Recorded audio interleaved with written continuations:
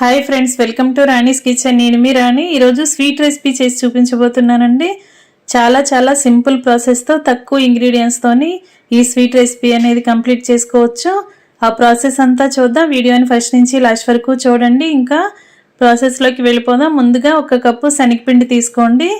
అలాగే 1/2 cup milk powder తీసుకోండి. అలాగే 1/2 కప్పు పంచదార, 1 ఇలాచీ తీసుకోండి.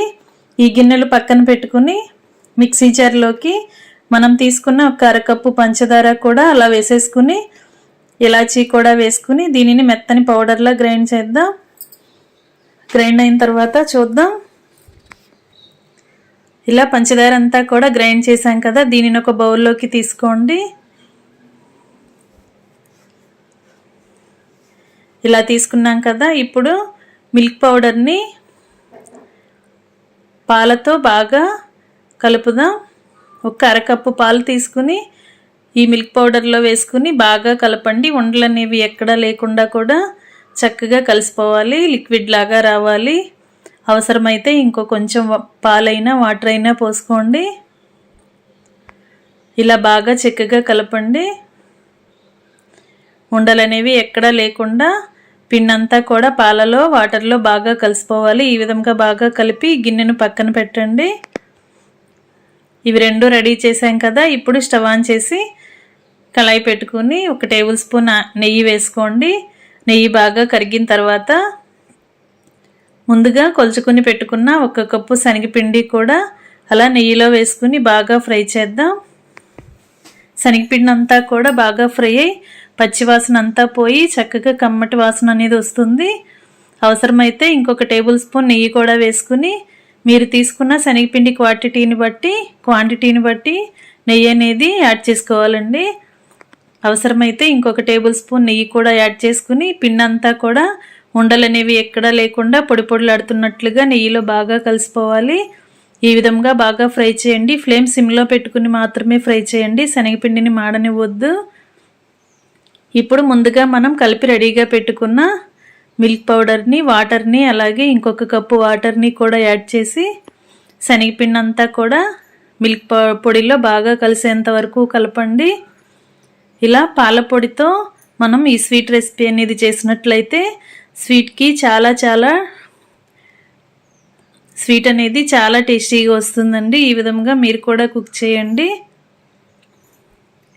మిల్క్ పౌడర్, వాటర్ అన్నీ కూడా శనగపిండిలో బాగా కలిసిపోయి ఉండలు అనేవి ఎక్కడా లేకుండా బాగా కలిసేంత వరకు గరిటెతో కలపండి.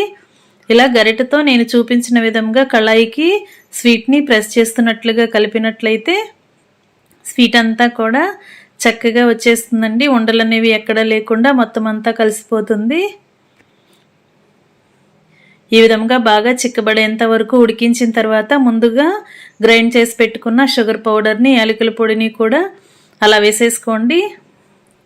శనగపిండి అనేది మిల్క్ పొడిని, వాటర్ని బాగా పీల్చుకున్న తర్వాత మాత్రమే ఇలా షుగర్ పౌడర్ని యాడ్ చేయండి. ఇదంతా కూడా శనగపిండిలో బాగా కలిసేంత వరకు కలుపుదాం. ఇలా బాగా కలిపేయండి. అవసరమైతే ఇంకొక టేబుల్ స్పూన్ నెయ్యి కూడా యాడ్ చేసుకోండి. నెయ్యి ఎక్కువగా ఉంటేనే స్వీట్కి టేస్ట్ అనేది చాలా బాగా వస్తుంది. ఈ విధంగా బాగా కలిసిపోయిన తర్వాత పంచదార అంతా మెల్ట్ అయ్యి స్వీట్లో బాగా కలిసిపోయింది కదా, ఇప్పుడు 1 టేబుల్ స్పూన్ నెయ్యి కూడా వేసుకుని ఈ స్వీట్ అంతా కూడా కళాయికి అంటుకుపోకుండా ఇలా ముద్దలాగా దగ్గరగా వచ్చేంత వరకు ఉడికిద్దాం. కళాయి అంచులకు అంటుకున్న స్వీట్ని ఎప్పటికప్పుడు ఇలా గరిటెతో కలుపుకుంటూ మధ్యలోకి తీసుకోండి. ఫ్రెండ్స్, 3 ఇంగ్రీడియంట్స్తో చాలా టేస్టీగా ఈ స్వీట్ రెసిపీ అనేది రెడీ అయిపోతుందండి. ఇలా కళాయికి అంటుకోకుండా సపరేట్ అయ్యేంత వరకు బాగా ఉడికించండి. ఫ్లేమ్ సిమ్లో పెట్టుకుని మాత్రమే ఉడికించినట్లయితే అడుగున మాడకుండా స్వీట్ చక్కగా రెడీ అవుతుంది. ఇలా మొత్తం అంతా కూడా బాగా కలుపుకుంటూ ఉడికించండి. దగ్గర పడేంత వరకు ఉడకాలి. ఫ్రెండ్స్, ఛానల్ని ఫస్ట్ టైం వాచ్ చేసిన వారు సబ్స్క్రైబ్ చేసుకుని పక్కనే ఉన్న బెల్ బటన్ క్లిక్ చేయడం మాత్రం మర్చిపోకండి. నేను పెట్టబోయే రెసిపీస్ అన్నీ డైలీ మీ ఫోన్కి నోటిఫికేషన్కి వస్తాయి. ఓపెన్ చేసి చూడండి. సింపుల్ ప్రాసెస్తో టేస్టీ రెసిపీస్ని చూపిస్తాను. అవన్నీ కూడా మీకు నచ్చుతాయి. ఇలా ఎప్పటికప్పుడు స్వీట్ని కళాయి అంచులకు ప్రెస్ చేస్తున్నట్లుగా కలుపుకుంటూ ఉడికించినట్లయితే ఉండలనేవి ఎక్కడా లేకుండా బాగా కలిసిపోతుంది. ఇలా ముద్దలాగా దగ్గరగా ఉడికేంత వరకు ఉడికించండి.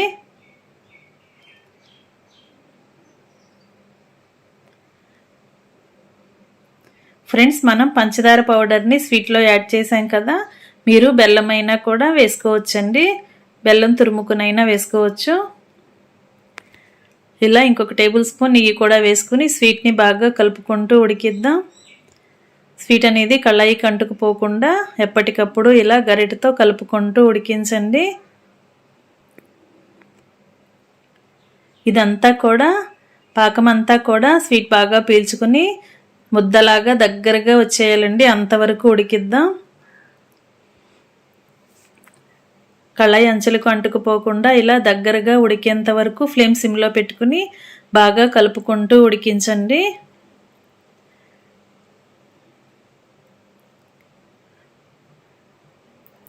ఇలా బాగా దగ్గరగా ఉడికింది కదా, ఈ విధంగా ఉడికేంత వరకు ఉడికించిన తర్వాత స్టవ్ ఆఫ్ చేసేసుకుందాం.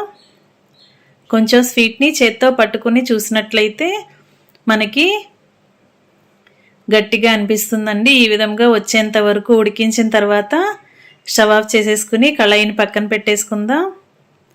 ఇంకా స్వీట్ని ఏదైనా కేక్ మౌల్డ్ బాక్స్లో కానీ ఏదైనా స్టీల్ బౌల్లోకి కానీ పెట్టుకుని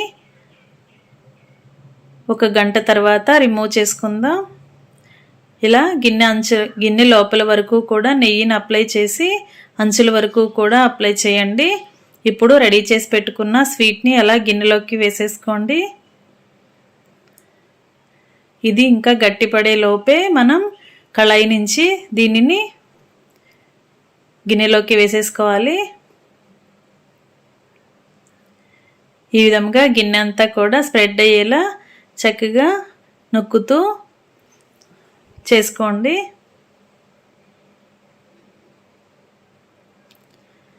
ఇలా రెడీ చేసుకున్న స్వీట్ని మూత పెట్టుకుని ఒక అరగంట పాటు పక్కన పెట్టుకున్నట్లయితే ఇదంతా కూడా చక్కగా గట్టిగా వస్తుందండి.